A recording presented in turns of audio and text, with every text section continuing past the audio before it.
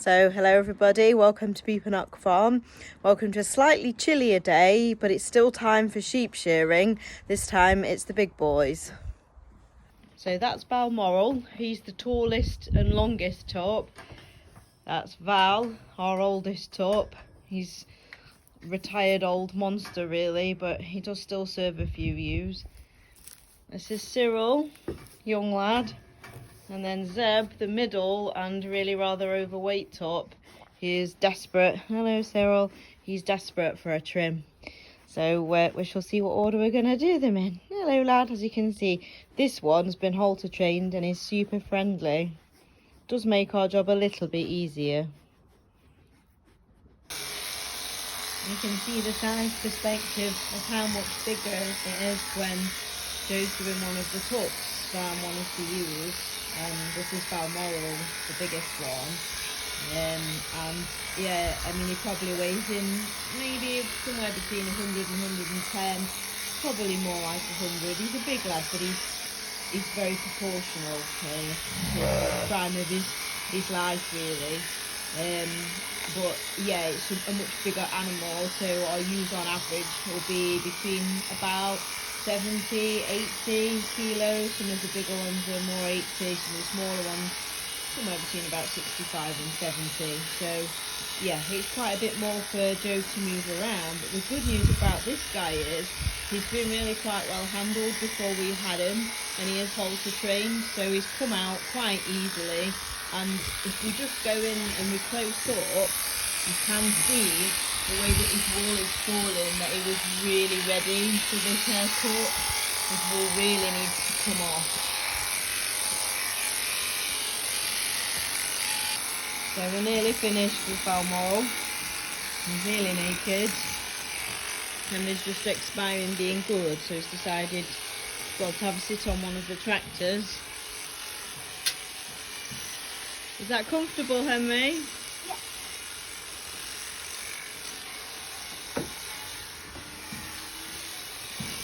So here's one of the sillier things about shearing tops. They don't recognise each other anymore, so because he's had his hair cut, he looks different. So Zeb, the other big lad, has gone in to try and beat him up, so Balmoral's got to hide his head from him. So this is like the sillier side of shearing tops. It will actually be easier once we've sheared another, so that two people don't recognise each other. But for now, Balmoral's got to hang his head in shame at having had an embarrassing haircut, and Zeb's thinking about beating him up. Be nice, boys. So this is Joe doing Cyril. This is the young top. We showed him a couple of times last summer. We kept him back when we sent the others into the abattoir. We kept him back to see what he's going to grow on like. So for me, this is one of these times when sheep breeding can be a bit disappointing, because he looked really good as a baby and he looked really good last summer and then going into the winter. But he hasn't really grown on anywhere near as much as I would like. He's more the size of one of the small ewes. He's probably only actually as big as our largest ewe lamb from last year, who'd be the same age as him. I would have been looking for quite a bit more growth.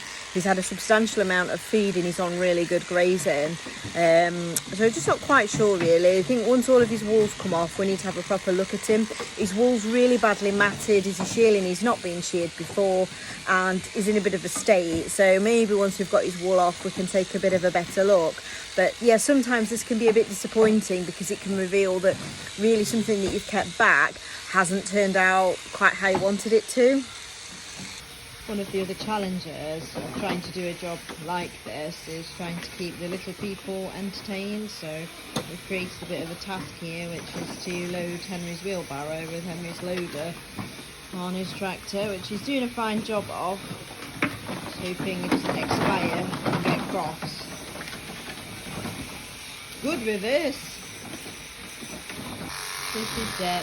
He's really big and really fat, and as a consequence, it's making things very difficult for Joe, straining just about every muscle in his body, trying to get the wool off. And Zeb isn't sitting very nicely either. He doesn't like this. It's difficult every year we do him. He just seems to be getting fatter each year as well. He's had exactly the same nutrition as the other top, so I don't really know why he looks so bulky.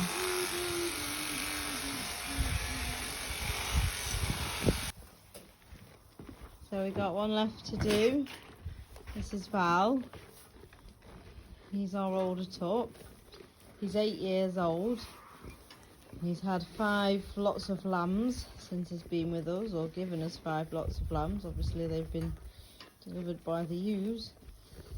He doesn't really like being sheared, and although he's no longer the biggest guy, there was a time when he was the biggest guy, but he isn't now. He's still got quite a lot of fight in him, and he really knows how to plant himself on the floor and be a bit difficult to catch. So yeah, just have to see how it goes.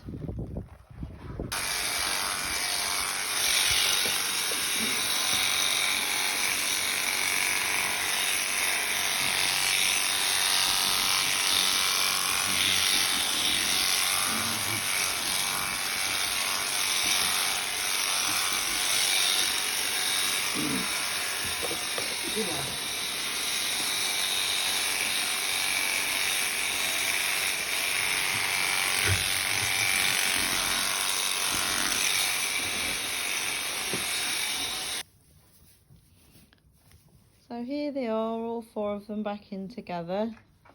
One thing that is very apparent is it's very good grazing where we're keeping the tops, because these guys have had literally no hard feed for months. And look at the size and the state of them. Porky busters, aren't you? Hey?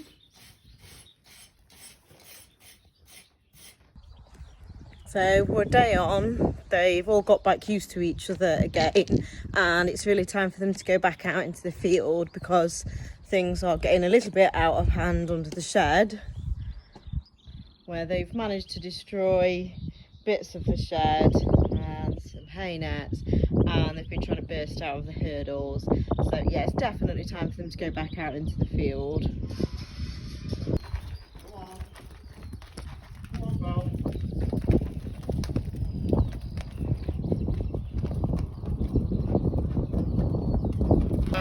Quite difficult, there's distractions.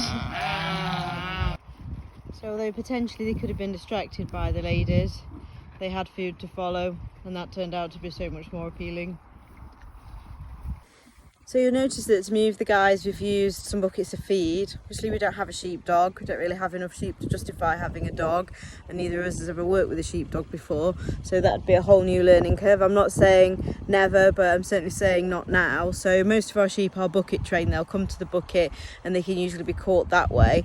Although 2 of the guys behind me are halter trained, so we could have walked them in halters if we'd wanted to, but the 2 that are not, one of them has a penchant for disappearing and running off, so it's probably just better, easier to give him an incentive to actually follow, and he seemed quite happy to follow Joe, and yeah, it's worked, so I don't think it really matters too much. Here they are doing what they love best. They're so happy to be back out. What the horses have been doing, this electric fence is on all of the time, they've managed to reach through and nibble this down. This is the grazing that our horses are on to try and keep laminitis at bay. So it's really dry in there with virtually no grass. And clearly there is still some, otherwise they wouldn't be doing as well as they're doing. Look how much grass these tups have got. We've just been saying we might need to swap the group that's in here because they're kind of not keeping on top of it. But yeah, they can have a wonderful time now, eating and fighting and doing what boys love to do.